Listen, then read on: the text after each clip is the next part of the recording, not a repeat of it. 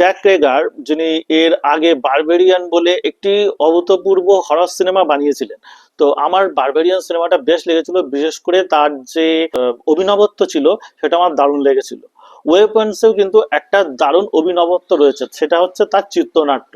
কাহিনী বিশাল কিছু তা নয়, কিন্তু এই সিনেমার ট্রেলার যদি কখনো দেখে থাকেন বা টিজার আগে যদি কখনো দেখে থাকেন, তখন আপনার এই সিনেমাটা দেখতে একটা আগ্রহ জন্মাবেই। এখানে দেখানো হয় যে একটা স্কুলের একটা ক্লাসের কয়েকটা বাচ্চা উধাও হয়ে যায় একজন ছাড়া।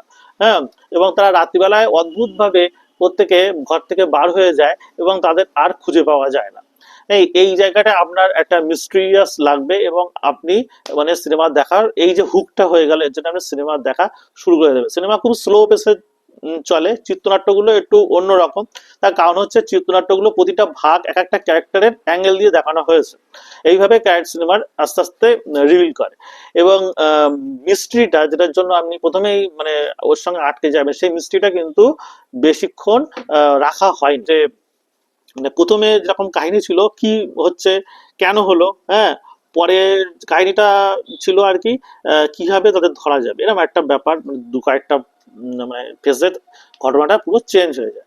লাস্ট কয়েক বছরে হলিউডে কিন্তু দারুণ দারুণ হরর সিনেমা বার হয়েছে। ওয়েপন্সটা তার মধ্যেও একজন, তার মধ্যেও একটা সিনেমা।